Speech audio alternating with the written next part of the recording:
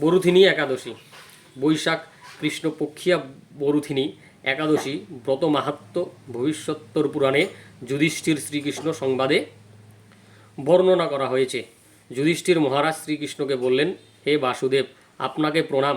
বৈশাখ মাসের কৃষ্ণপক্ষের একাদশী কী নামে প্রসিদ্ধ এবং তার মহিমাই বা কী, তা কৃপা করে আমাকে বলুন।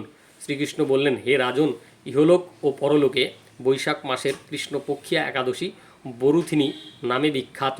এই ব্রত পালনে সর্বদা সুখ লাভ হয় এবং পাপক্ষয় ও সৌভাগ্য প্রাপ্তি ঘটে।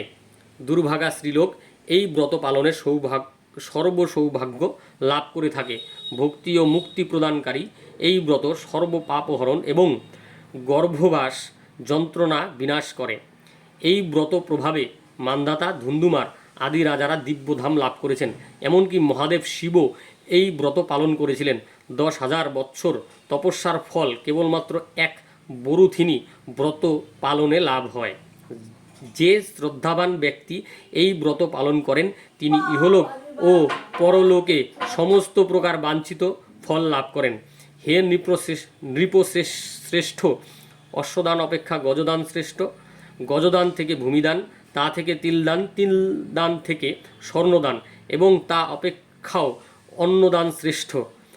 অন্নদানের মতো শ্রেষ্ঠ দান আর নেই।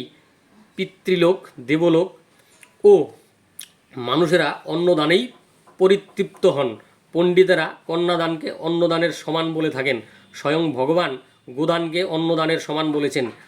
আবার এই সমস্ত প্রকার দান থেকেও বিদ্যাদান শ্রেষ্ঠ। কিন্তু এই বরুথিনী ব্রত পালনে সেই বিদ্যাদানের সমান ফল লাভ হয়ে থাকে। পাপমতী যেসব মানুষ কন্যার উপার্জিত অর্থে জীবন ধারণ করে, পুণ্যক্ষয়ে তাদের নরক যাতনা ভোগ করতে হয়। তাই কখনো কন্যার উপার্জিত অর্থ গ্রহণ করা উচিত নয়। যে ব্যক্তি বিভিন্ন স্বর্ণালঙ্কার সহ কন্যাদান করেন, তার পুণ্যের হিসাব স্বয়ং চিত্রগুপ্ত করতে অসমর্থ হন। কিন্তু বরুথিনী ব্রত পালনকারী কন্যাদান থেকেও বেশি ফল লাভ করে। ব্রতকারী ব্যক্তি দশমীর দিনে কাঁসার পাত্রে ভোজন, মাংস, মুসুর, ছোলা, শাক, মধু, অন্যের প্রদত্ত অন্ন গ্রহণ, 2 বার আহার ও মৈথুন পরিত্যাগ করবে।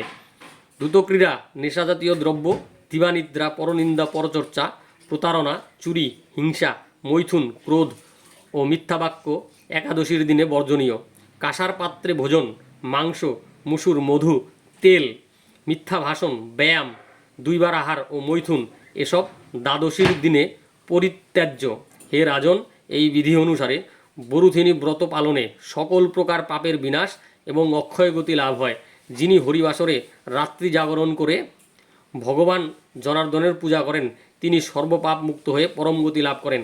তাই সূর্যপুত্র যমরাজের যাতনা থেকে পরিত্রাণের জন্য পরম যত্নে এই একাদশী ব্রত পালন করা কর্তব্য। বরুথিনী একাদশীর ব্রত কথা শ্রদ্ধা ভরে পাঠ বা শ্রবণ করলে সহস্র গোদানের ফল লাভ হয় এবং সর্বপাপ থেকে মুক্ত হয়ে বিষ্ণুলোকে গতি হয়। হরে কৃষ্ণ।